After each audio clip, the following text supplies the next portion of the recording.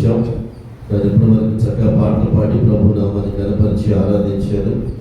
దేవుని అందరి బట్టి దేవునికి స్తోత్రం కలిగిన కాక. ఈ సమయంలో ప్రజా ఒక వాక్య ధ్యానం చేసుకుందాం. మనందరం కలిసి ప్రభు సన్నిధానంలో ప్రభుని స్తుతిద్దాం. ప్రజా యోహాను సువార్తల నుంచి ఒక మాట మనం చదువుకుందాం. 14వ అధ్యాయము 3వ వచనాన్ని, యోహాను సువార్త 14వ అధ్యాయము 3వ వచనాన్ని మనం చదువుకుందాం కదా.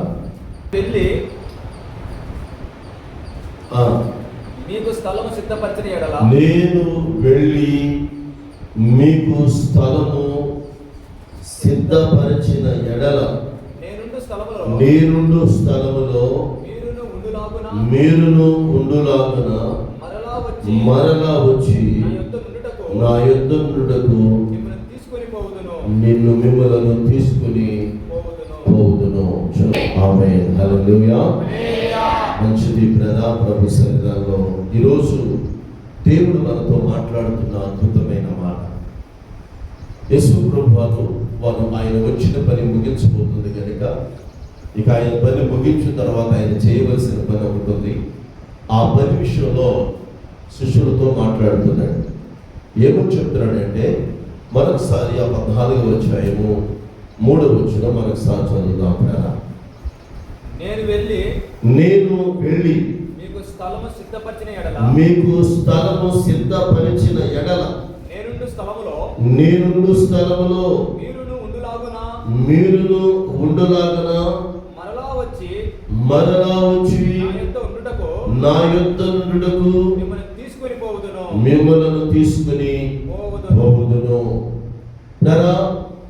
ప్రభువు యేసుక్రీస్తు ప్రభువారు తన శిష్యులతో మాట్లాడుతూ, నేను ఒక స్థలము సిద్ధపరచమంటానికి వెళ్తున్నాను, అక్కడ నేను ఉంటాను, మరలా వచ్చి మిమ్మలను నీరుండు స్థలములోకి తీసుకెళ్ళడానికి నేను వస్తానని ప్రభువు యేసుక్రీస్తు ప్రభువారు శిష్యులతో మాట్లాడుతూ చెప్తున్న మాటలు ఈ మాటలు. ఇక్కడ సంఘాలతో కూడా ఈ మాటలు చెప్తూ ఉన్నాడు. ఎవరైతే ఆయన యందు విశ్వాసం ఉంచారో, ఎవరైతే ఆయన యందు నమ్మకం ఉంచారో, ఎవరైతే ఆయన వెంబడిస్తున్నారో, ఎవరైతే ఆయన కోరుకున్నారో వారందరికీ కూడా ఈ మాట వర్తిస్తూ ఉంటుంది. ఏమిటి మాట? నేనుండు స్థలంలో మీరు ఉండాలి. దేవుని ఆశ, ఆకాంక్ష. అదే విధముగా క్రీస్తుని వెంబడిస్తున్న వారికి కూడా అదే ఆశ, ఆకాంక్ష. అయితే దాన్ని అక్కడికి వెళ్ళి నివసించాలంటే మొదటగా దేవుడు స్థలము సిద్ధపరచాలి. సిద్ధపరిచిన తర్వాత ఆయన మరలా రావాలి, తీసుకెళ్ళాలి. అదే చెప్తున్నాడు. మీకు ఆశ ఉంది నాతో ఉండాలని, కాదని నేను అనట్లేదు. నాకు ఆశ ఉంది మిమ్మల్ని తీసుకెళ్ళాలని. అయితే స్థలం ఒకటి సిద్ధపరచాలి కనుక నేను వెళుతున్నాను. స్థలం సిద్ధపరిచిన దాకా ఓపిక పట్టండి, సహించండి, మరలా వస్తాను, అప్పుడు తీసుకెళ్తాను మిమ్మల్ని అని చెప్పి వారితో చెప్తూ ఉన్నాడు. కదా సహజంగా ఎవరైనా మనం బయటికి వెళ్తున్నప్పుడు, ఊరికి వెళ్తున్నప్పుడు పిల్లలు ఏడుస్తూ ఉంటారు. అప్పుడు మనం వారితో చెప్తూ ఉంటాం, ఇప్పుడే వస్తాను, నా సాయంత్రానికి వచ్చేస్తాను, మరలా వచ్చి మళ్ళీ ఈసారి వెళ్ళినప్పుడు తీసుకెళ్తాగా, నేను ఈసారి గ్యారెంటీ తీసుకెళ్తా, ఈసారి వచ్చినప్పుడు గ్యారెంటీ ఈ ఒక్కసారి నన్ను అడగని. నేను అలాగే పిల్లలు కూడా, శిష్యులు కూడా అలాగే పిల్లల్లాగా అడుగుతున్నాను, మమ్మల్ని వదిలిపెట్టి వెళ్ళిపోతావయ్యా, మమ్మల్ని ఎంతకాలం మీతో ఉన్నాం కదా, మమ్మల్ని విడిచిపెట్టి వెళ్ళిపోతావా, మమ్మల్ని విడిచిపెట్టి వెళ్ళిపోతావంటే తండ్రి చెప్పినట్టుగా చెప్తున్నాడు. నేను స్థలం సిద్ధపరుస్తాను, వెళ్ళి మరలా వస్తాను, మిమ్మల్ని తీసుకుని వెళ్తానని చెప్తున్నాడు. ఈ మాట మనం గమనిస్తే కదా, సిద్ధపరిచిన స్థలంలోనికి, దేవుడు సిద్ధపరిచిన స్థలం ఉంటుంది. ఆ సిద్ధపరిచిన స్థలంలోనికి వెళ్ళాలంటే ఏముండాలి? హల్లెలూయా. దేవుడు సిద్ధపరిచిన స్థలంలోకి వెళ్ళాలంటే ఏముండాలి? ఇది చాలా ప్రాముఖ్యమైన మాట. ఈ కడవరి దినాల్లో, రాకడ దినాల్లో, ఈ భయంకరమైన దుర్దినములలో, ఇదిగోతున్న చెడ్డ దినాలలో ప్రభు బిడ్డలు దేవుని రాకడ కొరకు ఎదురు చూస్తూ ఉన్నారు. ఎందుకు? ప్రభు వస్తే నన్ను ఆయన రాజ్యంలో తీసుకెళ్తాడు, ప్రభు వస్తే నన్ను ఆయనతో కూడా కొనిపోబడతాను, ప్రభు వస్తే ఆయన ఉండే చోట నన్ను కూడా తీసుకెళ్తాడు. ఈ లోకంలో ఉన్న ఈ భయంకర పరిస్థితులను స్థితిగతుల్ని తట్టుకొని వెళ్ళగలుగుతానని ఎదురు చూస్తున్న వారు చాలా మంది ఉన్నారు. చాలా మంది దేవుడు కొరకు ఎదురు చూస్తున్నారు. ఈ రోజున ఇదిగో దేవుడు వస్తే వెళ్ళాలి అని ఆశ కలిగి చాలా మంది ఎదురు చూస్తున్నారు. అయితే బిడ్డలారా, ఎదురు చూడటంలో తప్పు లేదు, కానీ అక్కడికి వెళ్ళాలంటే ఏముండాలో దేవుడు లేఖనం స్పష్టంగా చెప్తూ ఉంది. అందుకే ప్రభు బిడ్డలమైన మనము ఆయన దగ్గరికి వెళ్ళాలి, ఆయన దగ్గర ఉండాలి, ఆయనతో జీవించాలి, ఆయనలో మనము ఐక్యం అవ్వాలి, ఆయన వల్లే మనము రూపాంతరం చెందాలి, ఆయన వల్లే మనం ఉండాలంట. ఎందుకంటే ఆయన ప్రత్యక్షమైనప్పుడు ఆయన వలె దేవుని పిల్లలమైన మనము ఆయన వలె రూపాంతరం పొందుతామంట. హల్లెలూయా. ఆయన ప్రత్యక్షమైనప్పుడు యేసుక్రీస్తు వారి వలె రూపాంతరం చెందుతుంది సంఘం అంతా. యేసుక్రీస్తు ఎలా ఉన్నా అలా ఉంటాడంట. కాబట్టి లేఖన సెలవిస్తుంది, యోహాను పత్రికలో ఉంటుంది అన్నమాట. కాబట్టి ఈ రోజున ఆయన ఎందుకు వెళ్ళాలని ఆశ కలిగి ఉన్నారు చాలా మంది. ఆయనతో ఉండాలి, ఆయన ఉండే స్థలంలో ఉండాలి. అలాగే ప్రార్థన చేస్తూ, ప్రభువా నీ అంత స్థలమి నాయన, నాకు నీ పాదముల ఎంత స్థలమి, నీ సన్నిధిలో అంత స్థలమి, నీ సన్నిధిలో నన్ను త్రోసివేయద్దయ్యా, నన్ను నీ సన్నిధిలో నిలబెట్టని ప్రార్థన చేస్తున్న భక్తులు ఉన్నారు, ప్రార్థన చేస్తున్న వ్యక్తులు ఉన్నారు, ప్రార్థన చేస్తున్న సంఘాలు ఉన్నారు, ప్రార్థన చేస్తున్న మనము ఉన్నాం. ఎందుకంటే విడవబడటం మంచిది కాదు కనుక, విడిచిపెడితే చాలా బహు ఘోరమైన వ్యాధులు ఉంది కనుక, విడవబడితే బహు భయంకర అగ్ని శకలాల మధ్య కాల్చబడుతూ ఉంటాం కనుక, విడవబడితే నరక యాత్ర అనుభవించాలి కనుక, కటిక బిలంలో కటిక చీకట్లో కడతాం కనుక, విడవబడిన వారు శ్రమల పాలవుతారు కనుక, విడవబడిన వారు భయంకరమైనటువంటి యుగాలు మండుతున్నటువంటి అగ్నిగుండంలో కాల్చబడతారు కనుక, గుర్తెరిగిన మనం నేను విడవబడకూడదు, నా ప్రభువుతో ఉండాలని ఆశతో యుగాలు దగ్గర ఆరాధించాలన్న ఉద్దేశంతో ప్రతి ఒక్కరి నోటి ప్రార్థన, ప్రతి ఒక్కరి హృదయాల ప్రార్థన, తండ్రి నేను వచ్చినప్పుడు నన్ను నీతో కూడా తీసుకొని వెళ్ళయ్యా, నన్ను విడిచిపెట్టద్దయ్యా, నన్ను విడిచిపెట్టను. దేవుని స్తోత్రం. మంచిది బ్రదరా. దేవుని యొక్క ఆలోచన అంటే నేను వచ్చినప్పుడు అప్పుడు విడవబడకూడదని ఆలోచన కదా. ఈ ఆలోచన మనందరి జీవితం. అయితే ప్రభు చెప్తున్నాడు, ఏ విధముగా ఉండాలో లేఖనాల నుంచి చూపిస్తాను కదా. ఈరోజు మన ఆత్మీయ జీవితంలో ఆయన సిద్ధపరచడానికి లేని స్థలంలో సిద్ధపరిచిన తర్వాత ఆయన మనలో వచ్చి మనం తీసుకెళ్ళడానికి అర్హమైన పాత్రలుగా మనం ఉండాలంటే ఎలాంటి అనుభవాలు ఉండాలో మత్తయి సువార్త 25:32 నుంచి 34 వరకు మనం చదువుతాం కదా. మత్తయి సువార్త 25:32 నుంచి 34 వరకు మనం చదువుదాం. అప్పుడు సమస్త జనములు ఆయన ఎదుట పోగు చేయబడుదురు. గొల్లవాడు మేకలలో నుండి గొర్రెలను వేరుపరిచినట్లుగా ఆయన వారిని వేరుపరిచి తన కుడివైపున గొర్రెలను ఎడమవైపున మేకలను నిలవబెట్టెను. అప్పుడు రాజు తన కుడివైపున ఉన్న వారిని చూచి, నా తండ్రి చేత ఆశీర్వదింపబడిన వారులారా, రండి, లోకము పుట్టినది మొదలుకొని మీ కొరకు సిద్ధపరచబడిన రాజ్యమును హల్లెలూయా. సిద్ధపడిన రాజ్యం ఎవరిది అంటే, ఆయన ఒకరోజు వచ్చినప్పుడంట సమస్త జనముల ఎదుట నిలబడతాయట. నిలబడినప్పుడు గొల్లవాడు మేకలను గొర్రెలు వేరుపరిచినట్లుగా మేకలను గొర్రెలు వేరుపరుస్తారట. అక్కడ కుడివైపున గొర్రెలు, ఎడవైపున మేకలు. అంటే గొర్రెలు మేకలలో మీరు గొర్రెలు ఏందయ్యా మేకలు అనుకున్నాం. గొర్రెలు అంటే కుడివైపున ఉన్న వాళ్ళందరూ దేవుని బిడ్డలని అర్థం, ఇటు ఎడవైపు దేవుని బిడ్డలు కాని వారని అర్థం, దేవుని విశ్వసించిన వారని అర్థం. కాబట్టి గొర్రెల స్వభావం, కాబట్టి వేరు చేయబడిన జీవితం కలిగిన వారు, హల్లెలూయా, ప్రభు చేత వేరు చేయబడిన జీవితం కలిగిన వారు. దేవుడు సిద్ధపరిచిన స్థలంలో ఎవరు ఉంటారంటే వేరు చేయబడిన జీవితం కలిగిన వారు. గొర్రెల వలె, గొర్రె సాధు జంతువా లేక కఠిన జంతువా? గొర్రె లోబడేదా లోబడదా? ఏమిటి? గొర్రె గడ్డి తింటుందా మాంసం తింటుందా? గొర్రె కాపరి వెంట నడుస్తుందా లేకపోతే తన ఇష్టం వచ్చినట్టు వెళ్తుందా?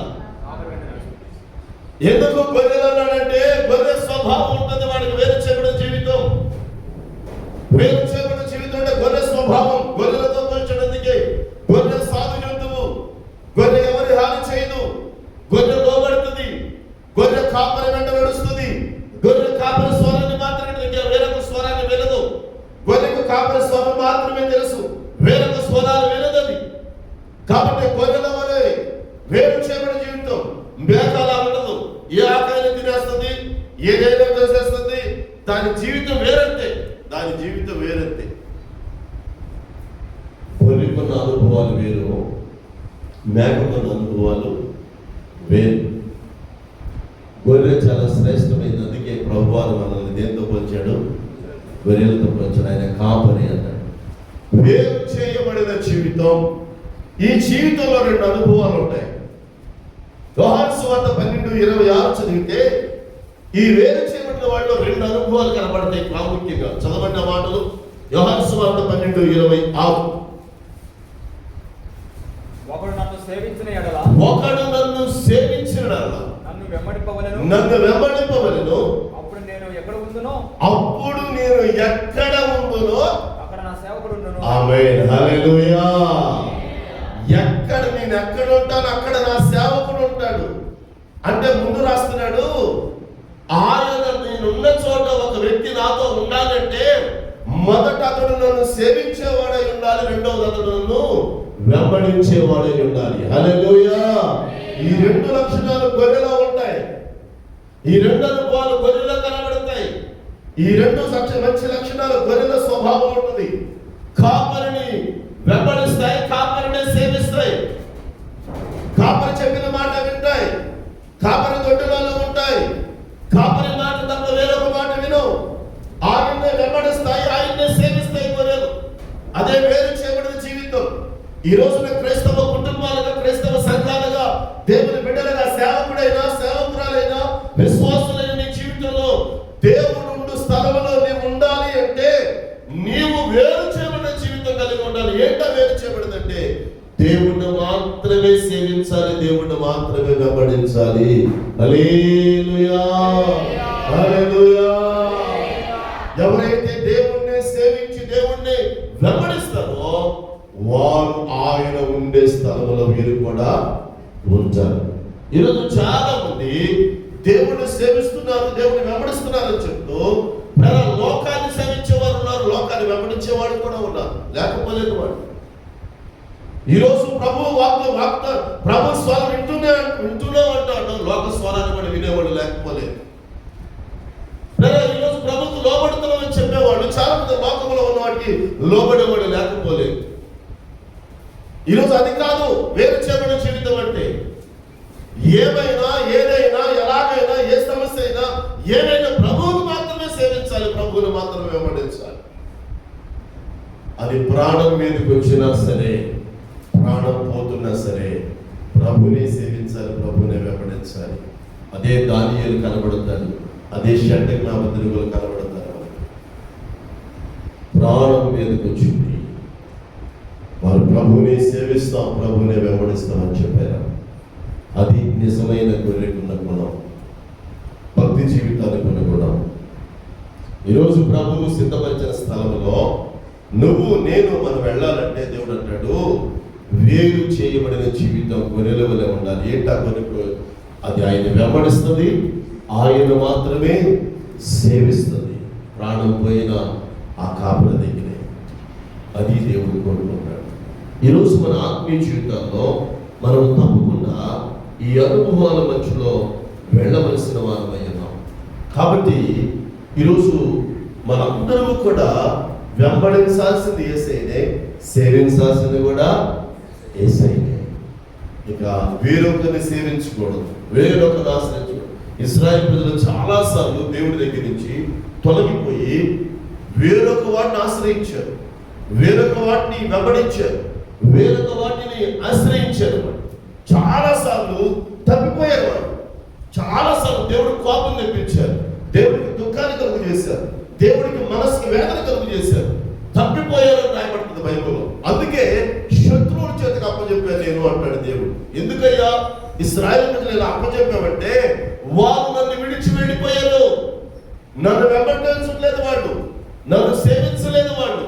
నేను ఇన్ని అద్భుతాలు చేసి, ఇన్ని మేలు చేసి, ఇన్ని ఉపకారాలు చేసి, ఇన్ని ఆశ్చర్యకారాలు చేసి వారి జీవితాలు కడితే వారు కొద్దిగా ధనం వచ్చిన తర్వాత నన్ను వెంబడించడం మానేశారు, నన్ను సేవించడం మానేశారు. కనుకే శత్రువుల మధ్యన పంపించి వాళ్ళని అప్పచెప్పి బబులోనికి చెరగా తీసుకెళ్ళి 70 సంవత్సరాలు చెరగా పంపించానంటే దేవుణ్ణి అడిగితే చెప్తాడు, ఎందుకయ్యా శత్రువులు ఈ పెత్తనం మా మీద, ఎందుకయ్యా శత్రువులు మా మీద అడుగుతున్నారు, ఎందుకయ్యా శత్రువులు అనుసరించారు, ఎందుకు శత్రువు మమ్మల్ని తినివేస్తున్నాడంటే మీరు నన్ను వెంబడించట్లేదు, సేవించట్లేదు కనుక అందుకే శత్రువు మీ మీదకి వచ్చి మిమ్మల్ని తినివేస్తున్నాడు. జాగ్రత్త బిడ్డ. ఈరోజు ప్రభు బిడ్డగా ఉన్న నీవు ఆయన స్థలములో నీవు ఉండాలంటే తప్పకుండా నీవు ప్రభువుని సేవించాలి, ప్రభువుని వెంబడించగలిగితే ఆయన ఉండే స్థలములో నిన్ను కూడా దేవుడు ఏం చేస్తాడు, ఉంచుతాడు. అక్కడే ఉంటాడని రాయబడింది బైబిల్లో. ఒకడు నన్ను సేవించి ఒకడు నన్ను వెంబడిస్తాడో అక్కడ నేనుండు స్థలములో అక్కడ కూడా నా సేవకుడు ఉంటాడు. నేను సిద్ధపరిచిన రాజాను స్వతంత్రించుకుని ఎవరు వేరు చేయబడిన గొర్రెలు. ఆ గొర్రెలు కొన్న స్వభావమే వెంబడించుట, సేవించుట ఉంటుంది కనుక వారే సిద్ధపడిన రాజ్యానికి అర్హులు కనుక ఈ ఉదయకాల సమయంలో నువ్వు నేను కూడా ఆ సిద్ధపడిన రాజ్యంలో వెళ్ళాలి. పేతురు గారు ఒక మాట అడిగాడు, చదవడ్డ మాట. పేతురు గారు ఒక రోజు యేసు ప్రభుని మత్తయి సువార్త 7వ అధ్యాయంలో, మత్తయి సువార్త 19:27 వచనంలో ఒక మాట అడిగాడు, అద్భుతమైన మాట. పేతురు గారు యేసు ప్రభుని అడిగాడు. చదవండి 19వ అధ్యాయము 27వ వచనం. పేతురు, ఇదిగో ఇదిగో మేము సమస్తమును విడిచిపెట్టి నిన్ను వెంబడించితిమి గనుక మాకేమి దొరుకునని ఆయనను అడుగగా. చదవండి మాట. ఏమన్నాడు పేతురు? అయ్యా సమస్తమును విడిచిపెట్టి నిన్ను వెంబడించి నిన్ను సేవించాం కదా, మరి మాకేం దొరుకుతుంది? పేతురు గారు అడిగాడు యేసు ప్రభుని, నీ కోసం సమస్తాన్ని విడిచిపెట్టేశా, బంధుత్వాలు బంధాలు విడిచిపెట్టేశా, ఇదిగో లోక సంబంధాన్ని విడిచిపెట్టేశా, నీ కోసం అన్ని అవమానాలు ఎదురుపడుతున్నా, అందరూ నన్ను రకరకాలుగా మాట్లాడుతున్నా, నిన్ను లెక్క చేయలా, నీ కోసమే అన్నిటిని వదిలిపెట్టి నిన్నే వెంబడిస్తున్నానయ్యా. మరి వెంబడిస్తున్నా నాకు ఏంటి జరుగుతుందయ్యా, నాకేం మేలు జరుగుతున్నాయి అని అడిగినప్పుడు ప్రభు చెప్పిన మాట, అద్భుతమైన మాట. చదవన్న మాట. యేసు వారితో ఇట్లా అన్నాడు, ప్రపంచ పునర్జన్మయందు మనుష్య కుమారుడు తన మహిమగల సింహాసనాసీనుడై ఉండగా నన్ను వెంబడించిన మీరు 12 సింహాసనాల మీద కూర్చుని ఇశ్రాయేలు 12 గోత్రాలకు తీర్పు తీరుస్తారు. నా నామము నిమిత్తము అన్నదమ్ములైన అక్క చెల్లెలైన భూములైన భూములైన ఎండలైనను విడిచిపెట్టిన ప్రతి వాడు ఆమేన్. హల్లెలూయా. చప్పట్లు కొట్టి హల్లెలూయా. ఎవరైనా సరే ఈరోజు యేసు ప్రభు కోసం నడుస్తుంటే, ఒక భూముల పైన, ఇళ్ళు పైన, పిల్లల పైన, భార్య భర్త పైన, అమ్మ నాన్న పైన దిగులు పడుతున్నారేమో. ప్రభు చెప్తున్న మాట నేను పవిత్రులు అడిగాడు, అయ్యా నిన్ను వెంబడిస్తున్నాం కదా, అన్ని విడిచిపెట్టాం కదా, నిన్ను సేవిస్తున్నాం కదా, మరి మాకు దక్కే లాభం ఏంటంటే ప్రభు చెప్పాడు, పునర్జన్మయందు ప్రపంచ ప్రజలు మీరు నాతో కూడా సింహాసనాసీనంగా ఉంటారు, మీరు తీర్పు తెచ్చేవారుగా ఉంటారు. అంతేకాదు మీరు నా నిమిత్తము భూలోకములు ఏం పోగొట్టుకున్నారో దానికి 100 రెట్లు మీకు అనుగ్రహించబడుతుంది. హల్లెలూయా. ఎక్కడుంటారంట వాళ్ళు? వెంబడించిన వాళ్ళు, సేవించిన ఎక్కడ? తండ్రి సింహాసనం దగ్గర ఆయనతో కూడా కూర్చుంటారు. దేవునికి మహిమ కలుగునే గాక. హల్లెలూయా. ఆయన ఉండే స్థలంలో మీరు కూడా కూర్చుంటారు. ఆయన ఎక్కడ ఉంటాడో అక్కడ మీరు ఉంటారని చెప్పాడు. ఎందుకు తెలుసా?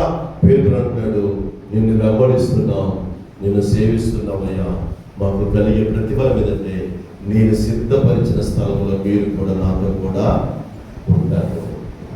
ఈరోజు నా ప్రియ బిడ్డ, ప్రభు సిద్ధపరిచిన స్థలానికి నువ్వు వెళ్ళాలంటే ఆయన కొరకు నువ్వు వెంబడించి సేవించగలిగితే, వేరు చేయబడిన జీవితం కలిగి ఉంటే నిశ్చయంగా దేవుడు నిన్ను ఆయన ఉండే స్థలంలో నేను తీసుకుని వెళ్తాడు. కాబట్టి ఆ విధంగా మన జీవితాన్ని కట్టుకోవాలి. వేరు చేయబడదాం, వెంబడిద్దాం, యేసయ్యను వెంబడిద్దాం, ఆయన్నే సేవిద్దాం, ఆయన మాటలే విందాం, ఆయన వైపు తిరుగుదాం. మంచి గొర్రెలాగా, మంచి గొర్రె పిల్లలని, మంచి కాపరి దగ్గర ఉందాం. రెండవది, ఆ సిద్ధపరిచిన స్థలంలోకి వెళ్ళాలంటే రెండవది ఏం చేయాలో చూడండి. మత్తయి సువార్త 8వ అధ్యాయం 7వ అధ్యాయం 11వ అధ్యాయం 7వ అధ్యాయం 11వ అధ్యాయం. ఇరుకు ద్వారమున ప్రవేశించుడి, ఇరుకు ద్వారమున ప్రవేశించుడి, నాశనమునకు పోవు ద్వారము, నాశనమునకు పోవు ద్వారము వెడల్పును, ఆ దారి విశాలమైనది, దాని ద్వారా ప్రవేశించు వారు అనేకులు.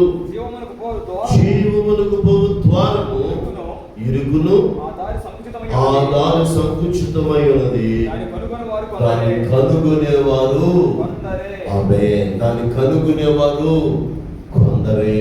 జాగ్రత్తగా రండి. ఇక్కడ యేసు ప్రభు వారు సిద్ధపరిచిన స్థలానికి వెళ్ళాలంటే ఆ స్థలానికి వెళ్ళడానికి అది విశాలంగా ఉండదు. ఎలా ఉంటుందంట? ఇరుకుగా ఉంటుందంట. ఆ స్థలం ఎలా ఉంటుంది? ఇరుకుగా ఉంటుంది. ఇరుకు ద్వారం గుండా ప్రవేశించాలి, ఇరుకు ద్వారం గుండా వెళ్ళాలి. ఇది యేసు ప్రభు చెప్పాడు. జీవానికి పోయే మార్గం, నిత్యత్వములో నిత్య జీవం, ఎప్పుడు ఇరుకుగాలు బ్రతికి ఉండే స్థలము, దేవుడు సిద్ధపరిచే స్థలం, నిత్యత్వం ఉండే స్థలం. ఆ జీవానికి పోయే మార్గము సిద్ధపరిచి వెళ్ళాలి అంటే, అక్కడికి వెళ్ళాలంటే నువ్వు ఇక్కడ ఇరుకు మార్గం గుండా వెళ్ళాలి, ఇరుకుల్లో గుండా వెళ్ళాలి, శ్రమలలో గుండా వెళ్ళాలి. అందుకే అద్భుతమైన ఒక మాట రోమా పత్రికలో రాస్తాడు పౌలుగా. రోమా సంఘానికి రాస్తూ రోమీ పత్రిక 8వ అధ్యాయము 17-18 వచ్చిన చదివితే అక్కడ స్పష్టంగా రాస్తాడు. చదవండి. మనము పిల్లలమైతే, మనము జాగ్రత్త, మనము పిల్లలమైతే అంటే ఎవరి పిల్లలు? దేవుని పిల్లలమైతే వారసులము, అనగా దేవుని వారసులము, దేవుని వారసులు మనం క్రీస్తుతో కూడా మహిమ పొందుటకు ఆయనతో శ్రమపడిన ఎడల, క్రీస్తుతో కూడా మహిమ పొందుటకు ఆయనతో శ్రమ పడిన ఎడల క్రీస్తుతోడి వారసులము మన ఎడల ప్రత్యక్షము కాబోవు మహిమ ఎదుట ఇప్పటి కాలపు శ్రమలు ఎన్న తగినవి కావని ఎంచుచున్నాను. ఇక్కడ రాస్తాడు, మనము పిల్లలమైతే వారసులం. హల్లెలూయా. మనము దేవుని పిల్లలమైతే దేవుడికి ఏమవుతాం? వారసులు అవుతాం. నువ్వు నిజంగా దేవుని పిల్లవాడివైతే, పిల్లదానివైతే, నిజంగా దేవుని పిల్ల, నేను దేవుని పిల్లని, దేవుని పిల్లవాడిని, దేవుని బిడ్డనే నన్ను అనుకుంటే వారసురాలి. మరి వారసుడు ఎక్కడ ఉండాలి? ప్రభు ఉంచిన చోటే కదా ఉండాలి. అందుకని దేవుని పిల్ల దేవుని దగ్గర ఉండాలి, దేవుని పిల్ల దేవునితో ఉండాలి. మరి ఆ పిల్లలు వారసులు కదా. అయితే ఇక్కడ ఒక మాట రాశాడు. అక్కడ ఆ వారసులకు జరిగే కార్యం ఏంటంటే, అనగా దేవుని వారసులము క్రీస్తుతో కూడా మహిమ పొందుటకు ఆయనతో కూడా శ్రమ పడిన ఎడల క్రీస్తుతోటి వారసులం. హల్లెలూయా. ఎవరైనా వారసులు, ఎవరైనా పిల్లలంటే క్రీస్తుతో కూడా శ్రమ పడిన వారు. అంటే ఎవరైతే ఈ లోకంలో ప్రభువు కొరకు శ్రమను కోర్చుకుంటారో, శ్రమ పడతారో, ఇరుకు ద్వారం కూడా వెళతారో వారే దేవుని పిల్లలు. హల్లెలూయా. వారే దేవునికి వారసులు, వారే దేవుని దగ్గర ఉంటారు, వారే దేవునికి రాజ్యం, వారే దేవుని పొందుకుంటారు. నువ్వు నిజంగా దేవుని బిడ్డవైతే వారసుడివే. వారసుడుకుంటే గొడవ ఏంటంటే, యేసయ్యతో కూడా శ్రమ పొందుతావు. తండ్రి శ్రమ పడ్డాడు, బిడ్డ కూడా శ్రమ పడతాడు. తండ్రి శ్రమల గుండా వెళ్ళాడు, బిడ్డలు కూడా శ్రమల గుండా వెళతారు. తండ్రి శ్రమల గుండా నడిచాడు, బిడ్డలు కూడా శ్రమల గుండా నడవాలి. సంఘము కూడా శ్రమల గుండా వెళ్ళాలి. హల్లెలూయా. నువ్వు నిజంగా దేవుని బిడ్డవైతే, వారసుడివైతే, నిజంగా దేవుని కుమారుడైతే, నువ్వు నిజంగా దేవుని కుమారుడైతే, దేవుని స్థానంలో నీవు ఉండాలంటే, ఆయన సిద్ధపరిచిన స్థానంలో నీవు నివసించాలంటే ఆయనతో కూడా మనము శ్రమ పొందుతాం. ఈ లోకంలో యేసు ప్రభుని వెంబడించేటప్పుడు సుఖ సౌకర్యాలు రావు, శ్రమలే వస్తాయి, శ్రమలే ఆహ్వానిస్తాయి, శ్రమలే పిలుస్తాయి, శ్రమలే మన ఆదరిస్తాయి, శ్రమలే మనకి ఎదురొస్తాయి. ఎక్కడికి వెళ్ళినా శ్రమ శ్రమ శ్రమ శ్రమ. ఏమిటి అంటే క్రీస్తు బిడ్డలకి క్రీస్తు ఈ లోకంలో శ్రమ పడినట్లుగా మనం కూడా శ్రమ అనిపించాం. యేసు ప్రభు పుట్టుకతోనే శ్రమలు స్టార్ట్ అయ్యాయి. యేసు ప్రభు పుట్టుకే శ్రమలు, ఆయన పుట్టుకతోనే శ్రమలు ప్రారంభమైంది. ఆయన పుట్టుకతోనే భయంకరమైన శ్రమ, ఆయన గర్భంలో పడిన మొదలుకొని శ్రమలు స్టార్ట్ అయినాయి. ఆయన వెళ్ళేంత వరకు శ్రమలే. బిడ్డ, ప్రభు బిడ్డగా ఉన్న నీవు కొద్దిపాటి శ్రమలు తట్టుకోలేవా? నువ్వెంత తట్టుకుంటావు అంతే ఇస్తాను అన్నాడు. శ్రమ కూడా అనండి, నువ్వు తట్టుకోనంతేమను, నువ్వెంత శ్రమ తట్టుకుని అంతే ఇస్తాను. ఆయనలాగెవడు, నువ్వెంత ఓర్చుకోవాలో అంతవరకు ఇస్తాను, అంతే ఓర్చుకో, అంతకంటే ఎక్కువేమన్నాడు. నువ్వెంత మోయగలవు అంతే ఇస్తాను నేను, మోయలేని భారాన్ని మీద పెట్టనన్నాడు. ఎందుకు తెలుసా? ఆయనతో వారసులమై ఆయనతో ఉండాలి అంటే లోకములో క్రీస్తు కొరకు నువ్వు శ్రమ అనుభవించాలి. శ్రమ లేకుండా స్వాస్థ్యం లేదండి, శ్రమ లేకుండా రాజ్యం లేదండి, శ్రమ లేకుండా ప్రభుత్వ సహవాసం లేదండి, శ్రమ లేకుండా దేవుడితో ఐక్యత లేదు బిడ్డ, శ్రమ లేకుండా ప్రభు రాజ్యానికి వారసుడు కాలేవు, శ్రమ లేకుండా దేవుని ఎద్దకు వెళ్ళలేవు, శ్రమ లేకుండా ప్రభుని చూడలేవు, శ్రమ లేకుండా పరలోకంలో అడుగు పెట్టలేవు. ఈ లోకంలో తగినంత శ్రమ నీకు ఎంత తట్టుగా అంతే ఇచ్చే శ్రమలో నువ్వు నిలబడకపోతే ఆయనతో వారసులుగా అనుకుని ప్రభు రాజ్యానికి వెళ్ళలేవు.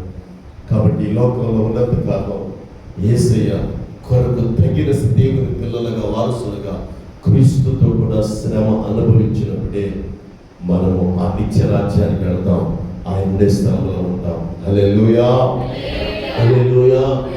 యెహెజ్కేలు అన్నాడు, యెహెజ్కేలుతో దేవుడు చెప్పాడు. యెహెజ్కేలు మంచి ప్రవక్త, చనిపోయిన ఎముకలతో మాట్లాడుతూ మహాసైన్యం లేచి అంత గొప్ప ప్రవక్త. ఆ ప్రవక్తతో మాట్లాడుతున్నాడు, యెహెజ్కేలు నీతో మాట్లాడుతున్నాడు, నీకు ఒక శ్రమ రాబోతుంది. యెహెజ్కేలు దాన్ని చూసి నువ్వు భయపడద్దు. అయ్యా, నువ్వే శ్రమ పెట్టినా నేను ఒప్పుకుంటానయ్యా, నువ్వేం చేసినా నేనేమన్నానయ్యా. ఎందుకంటే నా ప్రజలకు మాదిరిని చూపించాలంటే సేవకుడిగా నువ్వు శ్రమ అనుభవించాలి. నువ్వు ఒప్పుకుంటావంటే అయ్యా నీ చిత్తమయ్యా, నువ్వేది పెట్టినా నేను ఒప్పుకుంటాను. ఏం పెట్టాడో తెలుసా? ఏం శ్రమ పెట్టాడో తెలుసా? యెహెజ్కేలుకి ఏం శ్రమ పెట్టాడో తెలుసా? చదవడం కదా, ఆ శ్రమ చూస్తే భయం వేస్తుంది మనకి. యెహెజ్కేలు గ్రంథం 24వ అధ్యాయం 15 నుంచి 18 వరకు చదివితే యెహెజ్కేలుకి ఏ శ్రమ పెట్టాడో కనబడుతుంది. చూడగలరా? మరియు యెహోవా వాక్కు నాకు ప్రత్యక్షమై ఇలాగు సెలవిచ్చెను, నరపుత్రుడా, నీ కన్నులకు ఇంపైన దానిని నీ యొద్ద నుంచి ఒక్క దెబ్బతో తీసివేయబోతున్నాను. ఎవరండి? యెహెజ్కేలు, నీ కన్నులకు ఇంపైన దాన్ని ఒక్క దెబ్బతో నేను తీసివేయబోతున్నాను. నీవు అంగలార్చవద్దు, ఏడవవద్దు, కన్నీరు విడవవద్దు, మృతులకై విలాపము చేయక నిశ్శబ్దముగా నిట్టూర్పు విడువము. ఏం చెప్పాడండి దేవుడు? శ్రమ ఒకటి పెట్టామని చెప్తున్నాడు దేవుడు. యెహెజ్కేలు, నేను ఒక శ్రమ నీకు పెట్టబోతున్నాను, ఆ శ్రమను బట్టి నువ్వు నిట్టూర్పు విడవద్దు, ఎడవద్దు, కన్నీరు పరచవద్దు. నీ కన్నులకు ఇంపైన దాన్ని ఒక్క దెబ్బతో తీసేయబోతున్నాను. ఎవరికైనా ఈ మాట చెప్తే ఏమంటారండి? అయ్యా అదేంటయ్యా, ఇంత ప్రార్థన చేస్తున్నాను, ఎంతగానో తిరిగి వస్తున్నాను, నాకెందుకయ్యా ఈ శ్రమ, నాకెందుకయ్యా ఈ బాధ, నాకెందుకు పెడతావయ్యా అని అడుగుతాం మనమైతే. ఏమండి, నాకెందుకు పెడతావయ్యా ఈ బాధ, నేనేం చేశానయ్యా, నాకెందుకయ్యా, నాకు ఇష్టమైంది నా దగ్గర నుంచి తీసేస్తావా, నేను కోరుకున్నది నా దగ్గర తీసేస్తావా, నీకు ఇంపైనది బైబిల్లో రాయబడి ఉంది, నరపుత్రుడా, నీ కన్నులకు ఇంపైన దాన్ని యొద్ద నుంచి ఒక్క దెబ్బతో తీసేయబోతున్నాను. నువ్వు అంగలార్చకూడదు, ఏడవకూడదు, ఏం చేయవద్దు. ఏమిటి శ్రమ? ప్రభుతో ఉండాలంటే కొన్నిటిని అనుభవించాలి. చదవండి దాని అంగలాక్షలు. విలాపము చేయక నిశ్శబ్దంగా నిత్యంతో విడుము, నీ శిరోభూషణములు ధరించుకొని పాదరక్షణ తోడుకొనవలెను. నీ పెదవులు మూసుకొనవద్దు, నీ పెదవులు మూసుకొనవద్దు, జనుల ఆహారము భుజింపవద్దు, జనుల ఆహారం భుజింపవద్దు. ఉదయమందు జనులకు నేను ప్రకటించుదుని, సాయంత్రమున నా భార్య చనిపోగా ఆయన నాకు ఆజ్ఞాపించినట్లు మరునాటి ఉదయం నేను చేసిదిని. మరునాటి ఉదయం వరకు నేను చేసిదిని. సాయంకాలం ఉదయం చెప్పాడు, సాయంకాలం ఎవరు తీసేశాడంట? భార్య చంపేశాడండి. ఎవరెతను? ప్రవక్త, ప్రభు చెప్పినట్టు చేసే వ్యక్తి. ఇప్పుడు అన్నాడు, ఎస్కే నీకు శ్రమ పెడుతున్నా. శ్రమ ఏంటి తెలుసా? నీ కన్నులకి ఇప్పయింది, నీకు ఇష్టమైంది, నీ తోడుండేది, జీవితాంతం కలిసి వస్తానన్నది నేనే ఇచ్చిన భార్య. నేను తీసేస్తా. ఇంకా నువ్వు అంగలార్చుకోడు, ఏడవకూడదు, కన్నీరు పెట్టకూడదు. నువ్వు తప్పకుండా బాధలు నీ శిరోపోషణ అందరినీ తీసివేయవు, గుండి చేయించుకోడు, చక్కగా చెప్పులు వేసుకోవాలి, అందరితో పాటు వెళ్ళాలి, ఏడవకూడదు అని చెప్పి ఎవరైనా ఉంటారండి. కట్టుకున్న భార్య చచ్చిపోతే భర్తకి బయటపడకపోయిన లోపలంతా వేదనలు తెలుసా? ఆడవాళ్ళు ఎందుకు బయటపడి ఏడుస్తారు? మగవాడు త్వరగా పడడం. లోపల ఉన్న వేదన తెలుసు అందరికి. తన భార్యకి మించి ఉండదు ఎవరికైనా గుర్తుపెట్టు. భార్య పోతే ఆ భర్త పడే వేదన మదనం అంత భయంకరంగా ఉంటుంది. పిచ్చివాడు అవుతారు కొంతమంది. ఏం చేయలేదు, భార్య అన్నీ చేసి పెడుతుంది. ఉదయం లేచి సాయంత్రం దాకా ప్రతి అవసరం తెలుసు. బిడ్డలకని తనకని కష్టపడుతుంది. భార్యలు ఎవరు చేస్తారు కదా? ప్రభు ఏడవకూడదు, కన్నీరు కాచుకోడు. నా కోసం నువ్వు శ్రమ పడాలంటే అలాగే చేశారు. ఎడవలా, కన్నీరు పెంచలా, మొరపెట్టలా, అయ్యో దుఃఖించలా, సలాపించలా. ప్రభు పాదాల దగ్గర నువ్వు ఎలా చెప్పావు అలా చేస్తానని అలాగే చేసింది. అది దేవుడి దగ్గర శ్రమను పెంచడం అంటే. ఈరోజు మనకి ఏదైనా చిన్నదైతే చాలు, దేవుడు మర్చిపోతాం, దేవుడు మర్చిపోతాం. ఆ శ్రమ నాకే వచ్చిందని దేవుడు నాకు పెట్టాడు అలిగి వెళ్ళిపోతాం. శ్రమ అంటే నువ్వు ప్రేమించిన దగ్గర దూరమైన దేవుడిని ప్రేమించడం. శ్రమ అంటే నీకు ఇష్టమైనది పోగొట్టుకున్న ప్రభుని ప్రేమించడం. శ్రమ అంటే నువ్వు కోల్పోయినది నీకు చాలా కథలకు ఇప్పైనా దేవుడి కొరకు ఇచ్చేసిన సంతోషంగా ఉండటం, అది శ్రమ. అది శ్రమ పట్టుబట్టే ప్రభు కోసం. నీకు ఇష్టమైంది పైన చచ్చిపోయినా ప్రభు కొరకు ఆరాటపడతారే, వాళ్ళు నిజమైన శ్రమ అనిపించేవాళ్ళు. వాళ్ళు నిజంగా శ్రమ కొరకు ఎదురు చూసేవాడు.